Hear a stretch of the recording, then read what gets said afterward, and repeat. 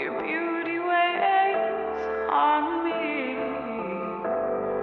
This feeling's too good. Okay. So,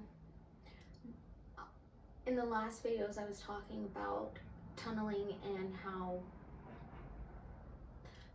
the vibration that we're at sometimes it's hard to get over an energetic barrier, and how those energetic barriers can be something called, I like to call, unclarified sediment or trauma, or just experiences that have left residue on us. And that residue can be a certain mindset, a certain thought process that we keep ourselves in, or a certain action, a certain behavior that we do that we keep up. Like when people are like, oh, that's just how I am because of what I've been through. This is true, but if something that you've been through has that much of an influence that it completely stops you from growing, then there's something to look at there. And I've been led to neurotransmitters and understanding that. And the only reason I find this complicated is just because it's neuroscience, and I want to make sure I'm saying the right things. But like I said, it's a work in progress. I'll start to figure it out. But neurotransmitters communicate signals in the synapses between neurons. And so a picture of the snaps, whatever the fuck. And this also goes into play that, I've come across the brain synapses, dendrites, since the 8th grade. And that just goes to show that how, like, again, if you know where something is, but you don't precisely know where, you can't precisely know where it's going. I've always known who I am, and I've always been given these little breadcrumbs of where I'm going, but I don't precisely know where I'm going.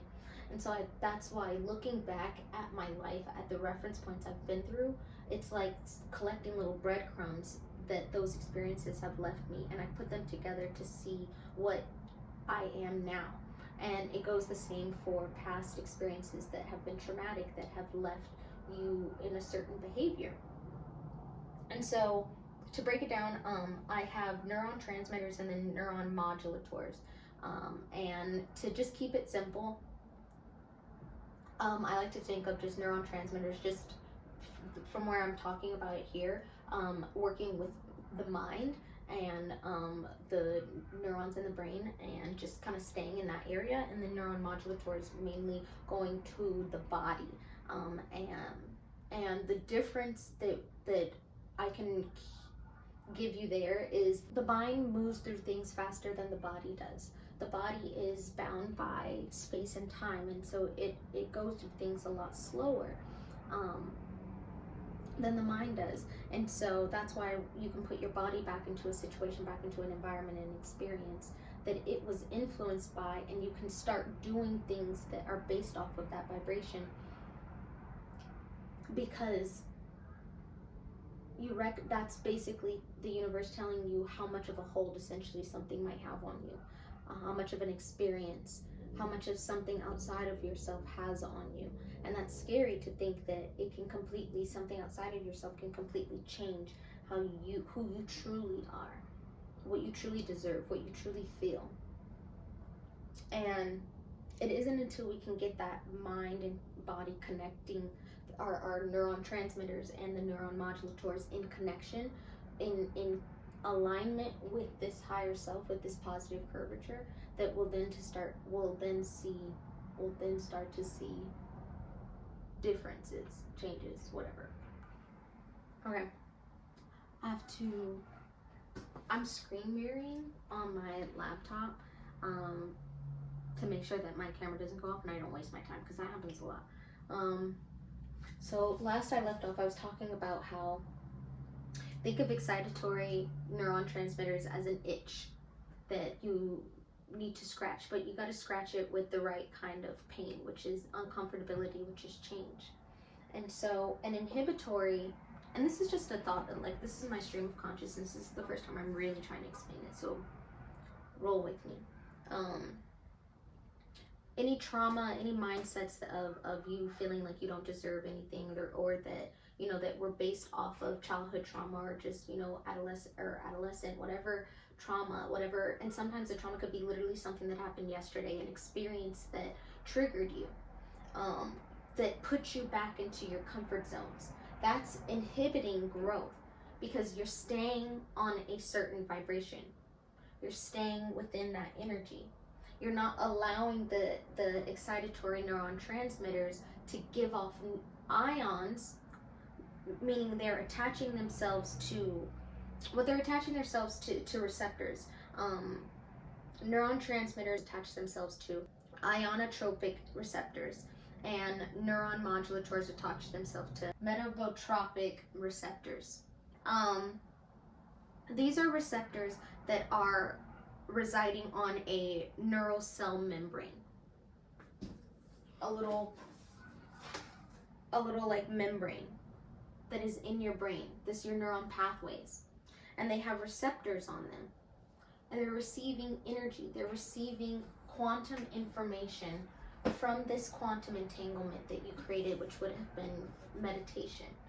But meditation doesn't have to be you sitting and humming, it's connection, but it requires movement. So that's why I always like to talk about, making up my bed in the morning and just being connected, becoming aware that all time is happening all the time.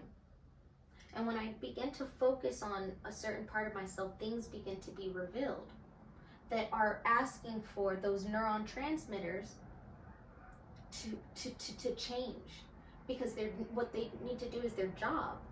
What they need to do is attach themselves to the receptors so that it creates a new type of electric charge within us that then has us moving in a different way, where we're then electrically, magnetically attracting a different reality. But it is a combination between mind and body, plus positive curvature, plus your higher self, Holy Spirit, God, your connection to your reference being. And it's how you maneuver through that. Borrowing energy from parts of yourself, whether it be ancestors, deities, just God, I like to just keep it on yourself, keep it simple, because we know ourselves more than anything in this world. And when you can hone in that focus on yourself, you become harmonious with yourself, then becoming harmonious with everything outside of yourself. And so I utilize this thought to complete the things that I do, or I've been noticing that that's what I do. But even this video right here, I was nervous because how the fuck am I going to say this stuff? But it is in my faith and connection that I know that there's a part of me that I connected to in the beginning. Before this, I set an intention, and I know that this is the right way to go, no matter how it plays out. Because just like I mentioned in the beginning, is that every single time I apply myself, I learn something new. I get new quantum information, and I can then apply it. And I go, aha, okay, this is a better way of explaining it. Putting myself out there, people ask their questions, and I can edit and give information better. I feel like this is eMoney like 2.0, bro. Because before I was talking and understanding consciousness, and now I'm like, okay, well, this is our part in it. So we'll see what happens next. Thanks for listening. Bye.